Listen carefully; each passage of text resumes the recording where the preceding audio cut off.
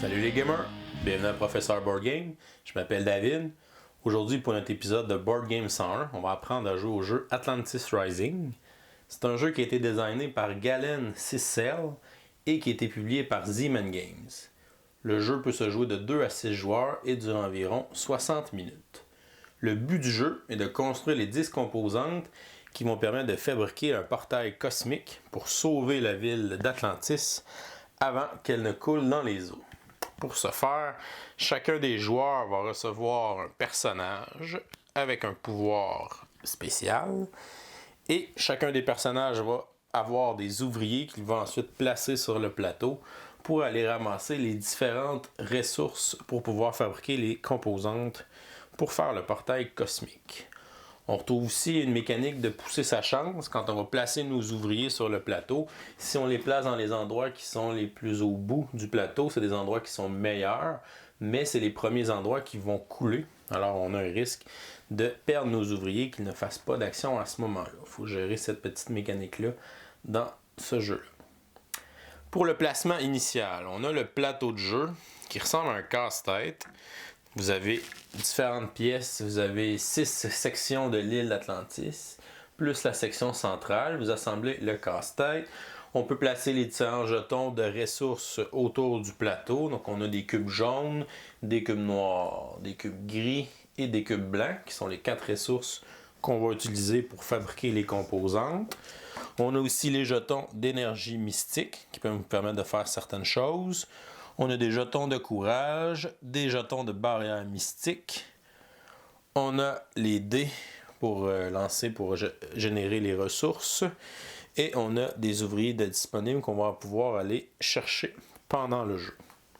On a ensuite 2 paquets de cartes. On a les cartes de la bibliothèque, qui sont des cartes qu'on va pouvoir aller chercher si on fait certaines actions sur le plateau, qui sont des cartes qui sont positives.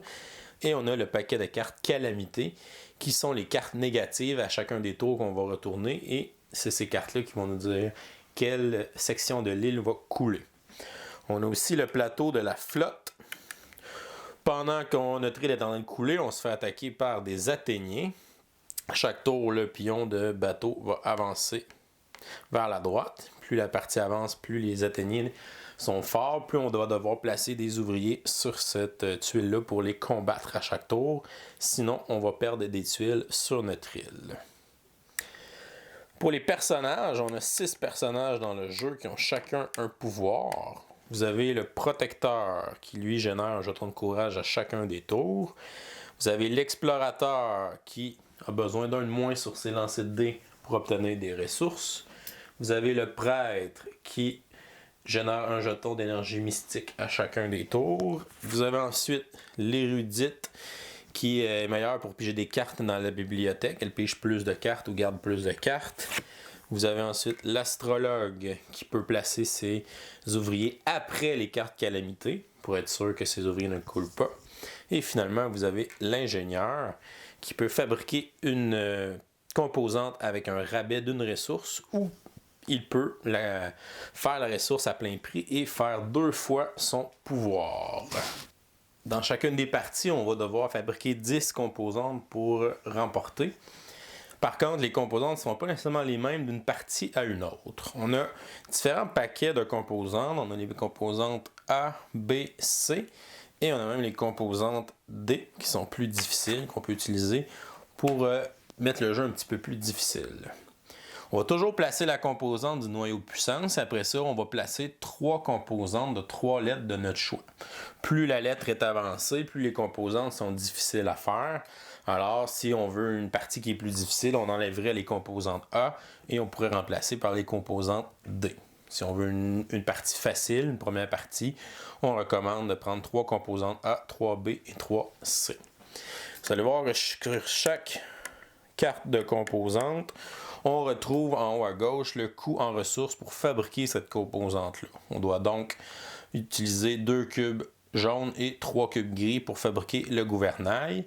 Et chaque composante va avoir un pouvoir que le joueur va faire au moment où il va la construire. S'il construit le gouvernail, il va recevoir un Atlante qui est un ouvrier supplémentaire qu'il va avoir pour le reste de la partie. Chaque composante va avoir un petit pouvoir comme ça qu'elles vont nous donner quand on va les fabriquer.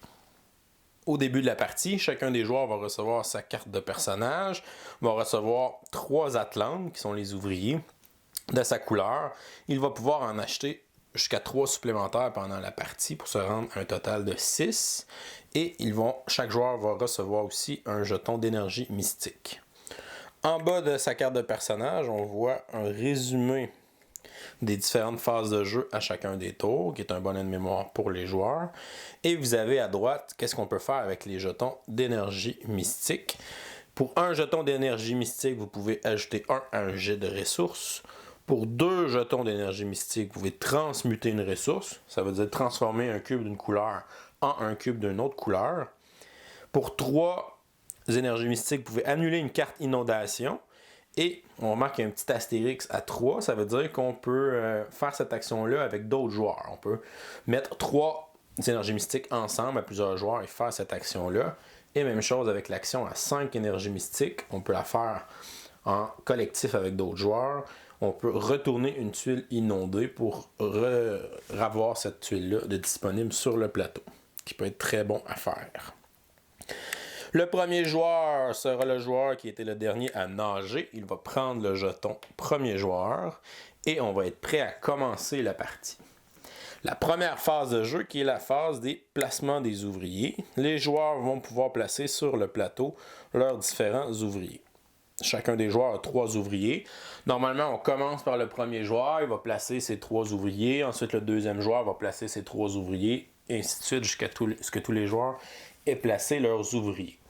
Comme c'est un jeu qui est coopératif, on est tous ensemble contre le jeu, on peut faire cette phase-là en simultané. On peut tout le monde placer nos ouvriers en même temps et discuter en même temps pour accélérer le jeu. Où on peut placer nos ouvriers sur le plateau. À chaque endroit sur le plateau où on voit des petits cercles comme ça, on peut placer un ouvrier à cet endroit-là. Et il va faire l'action s'il survit, s'il ne coule pas avant la phase de production. Vous avez la forêt. La forêt qui est l'endroit pour faire des cubes blancs. Plus on est bas, plus le chiffre est petit, donc plus c'est facile d'obtenir les ressources. Mais c'est plus dangereux parce que si la forêt coule, c'est cette tuile-là qui va couler, ensuite celle-là, et on monte vers le centre du plateau. Alors le joueur peut choisir, est-ce que je veux faire cette action-là à haut risque, mais j'ai plus de chances de la faire, ou je vais jouer un petit peu plus safe et me mettre plus haut pour éviter de couler. Ensuite, vous avez la colline qui vous sert à faire les cubes jaunes. Vous avez la montagne qui vous sert à faire les cubes noirs. Vous avez dans le fond la forge qui ressemble à une espèce de volcan. La forge permet de transmuter les cubes noirs en cubes gris. Parce que les cubes noirs ne servent à rien, ne servent pas à faire les composantes. Il faut aller les transformer en cubes gris. Vous avez à côté la ville qui est l'endroit qui nous permet d'avoir des nouveaux personnages, de nouveaux ouvriers. La ville, c'est le seul endroit où on doit placer des ouvriers dans les 2 ou les 3 cases pour pouvoir faire cette action-là. Si je veux obtenir un Atlante supplémentaire, il faut que je place 2 ouvriers parce qu'il y a 2 endroits. Si je veux le faire ici, il faudrait que je place 3 ouvriers pour obtenir un Atlante supplémentaire. Et si je me en bas complètement, j'ai juste besoin d'en placer un. Dans les autres endroits, pour obtenir les ressources, je peux placer le nombre d'ouvriers que je veux. Chaque ouvrier qui est présent va me donner un dé à lancer pour avoir les différentes ressources. Finalement, vous avez la bibliothèque qui est l'endroit ici. La bibliothèque va vous permettre de piger des cartes de la bibliothèque qui sont des cartes positives. Donc vous avez une icône gris qui est le nombre de cartes que vous allez piger et les cartes blanches qui est le nombre de cartes que vous allez garder. Les cartes de bibliothèque sont toutes des cartes qui sont positives que les joueurs vont pouvoir obtenir et jouer par la suite. Vous avez un exemple ici.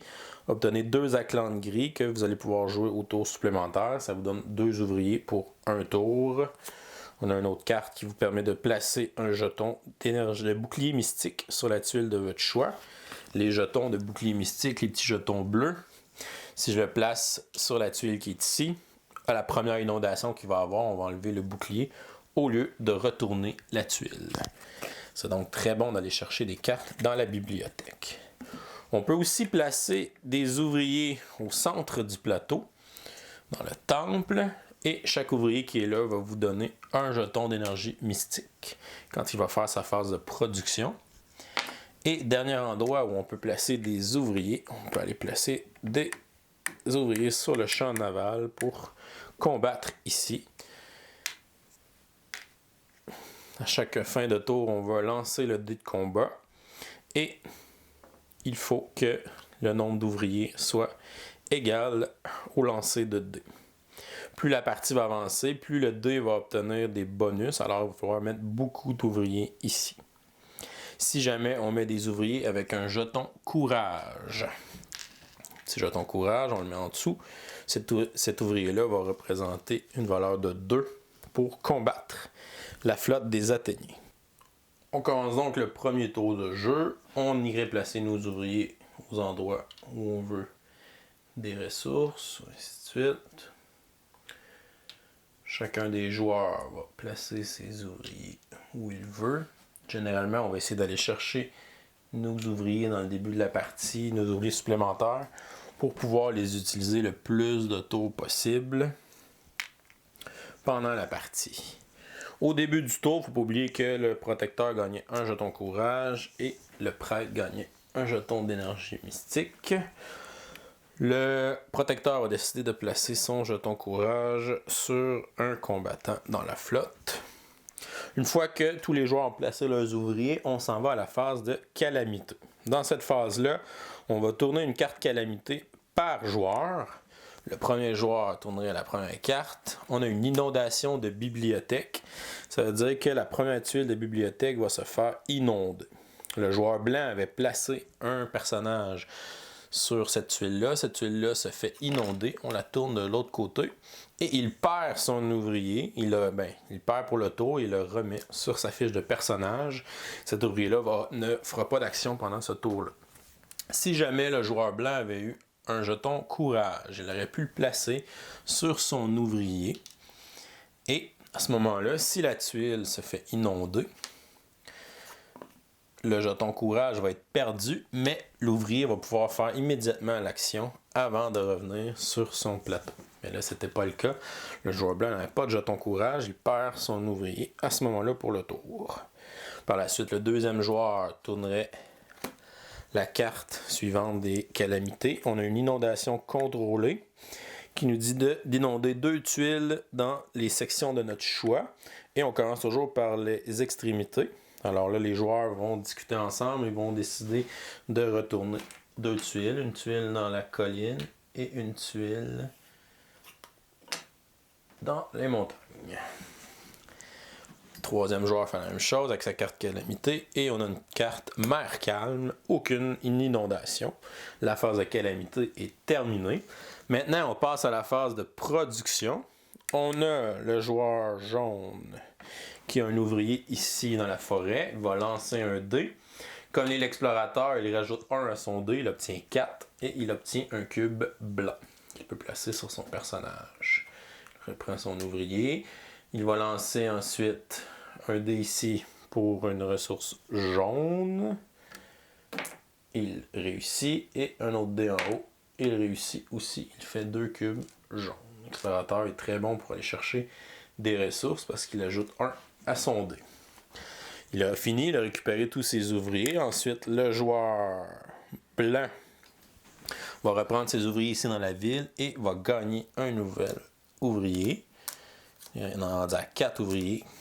Et le joueur orange va gagner un nouvel ouvrier lui aussi.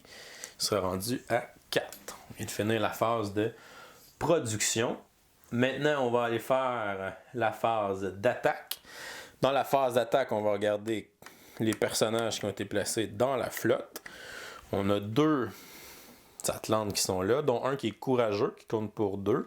On a alors une valeur de 3 pour le combat. On va lancer le dé de combat. On obtient 3, qui est la même valeur que les Atlantes. Alors, il ne se passe rien. On a réussi à repousser les Athéniens. Si on avait obtenu 4, les Athéniens étaient plus forts que nous pour ce tour-là. À ce moment-là, on fait la différence entre les deux. 4 moins 3, on a une différence de 1. On irait couler une tuile sur le plateau. Si on avait obtenu 5, on aurait coulé 2 tuiles sur le plateau. Alors, c'est important de bien gérer ce qui va se passer dans le combat. Sur le dé, 5 est le maximum et 2 est le minimum. On a 3 qui est 2 fois et 4 qui est 2 fois sur ce dé-là. Alors, il faut gérer comment ça se passe pour le combat. Une fois que le combat est terminé, on va aller à la phase de construction. Les joueurs qui ont ramassé des ressources, comme l'explorateur, vont pouvoir dépenser leurs ressources pour fabriquer les différentes composantes dans le plan, dans nos composantes là-bas, pour faire notre portail cosmique. Le joueur a ramassé 2 cubes jaunes et un cube blanc. Il pourrait faire ça ici, les matériaux autodérapants, qui coûtent seulement un cube blanc. Il va alors dépenser son cube blanc et il va placer. Il peut placer ensuite la carte devant lui pour dire que cette pièce-là est faite. Ou on peut simplement les retourner et les laisser là-bas pour montrer qu'on les a fabriqués. On peut fabriquer une pièce par joueur dans la phase de construction.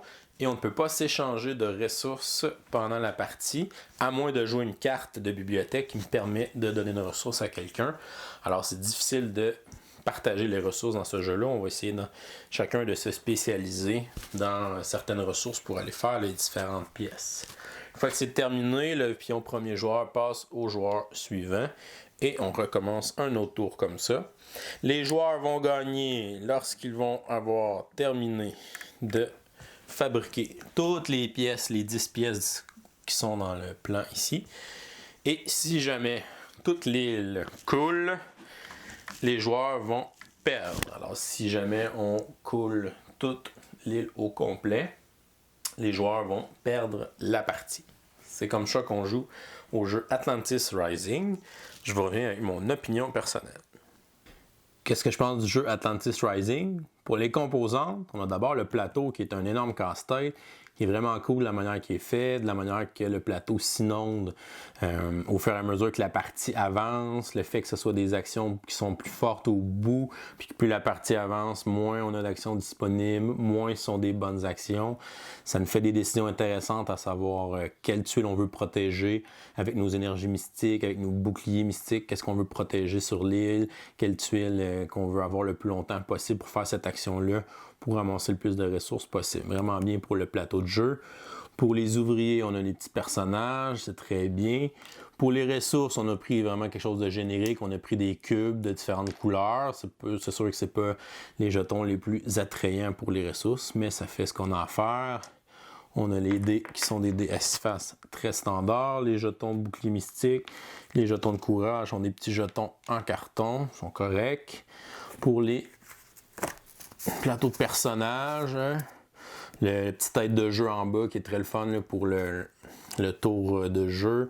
Ce qu'on peut faire avec les énergies mystiques aussi. Le petit résumé en bas, c'est bien pensé d'avoir mis ça sur les cartes de personnages avec le dessin et le pouvoir de chaque personnage. Et sinon, on a les cartes des composantes, les cartes de bibliothèque ou les cartes de calamité. Ce sont quand même des cartes d'une bonne qualité qui sont assez épaisses. Pour le petit bateau, très mignon, cette petite figurine de bateau-là, avec son petit plateau à lui. Vraiment bien pour les composantes. Côté artistique, les dessins de personnages, je les trouve très beaux. Les personnages qui sont sur les plateaux, le plateau, on a les différentes sections qui sont représentées par différents climats, si on veut, différents forêts, déserts, volcans, et ainsi de suite. C'est très bien fait.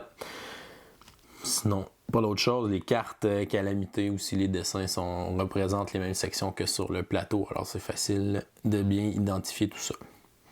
Pour la complexité du jeu, c'est un jeu que je qualifierais de relativement simple.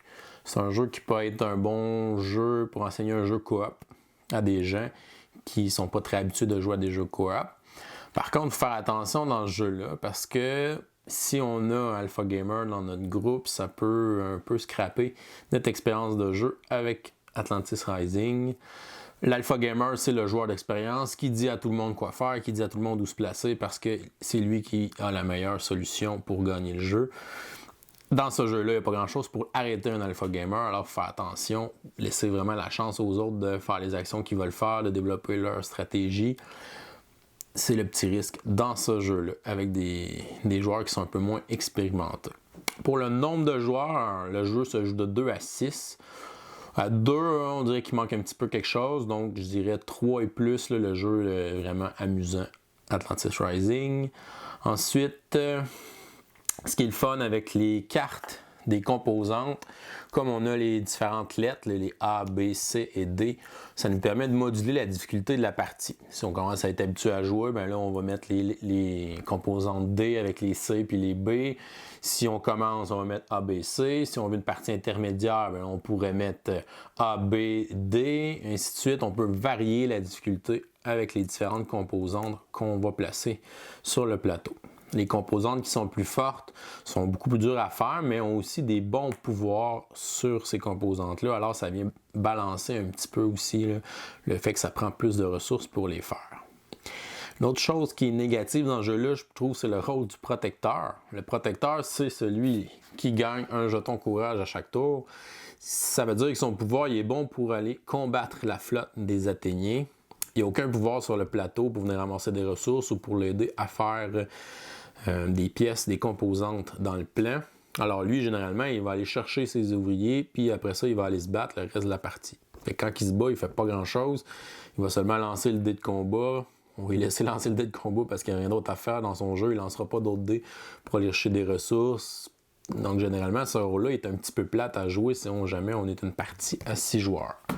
Par contre, ce qu'on peut faire avec ce rôle-là, c'est le placer, si on joue exemple à 3 joueurs, de prendre chacun un personnage qui n'est pas le protecteur et de mettre un 4e joueur qui est un joueur fantôme avec ce rôle-là, d'aller chercher ses Atlantes et l'utiliser pour le combat. À ce moment-là, ça peut être plus fun que de jouer ce rôle-là pendant une partie. Un petit point négatif, faire attention avec ça. Mon appréciation de ce jeu-là, je vais lui donner la note de B. Un bon jeu, bon petit jeu coop. J'aime bien aussi la mécanique de pousser sa chance, la manière qu'elle a été intégrée dans ce jeu-là, le fait que les cases en bas sont meilleures, mais on a une chance que cette tuile-là soit inondée et on ne fait pas notre action à ce moment-là. Vraiment le fun d'avoir intégré ça dans ce jeu coopératif de placement d'ouvriers, le jeu Atlantis Rising. C'est tout pour aujourd'hui. Je vous laisse continuer de gamer et à la prochaine.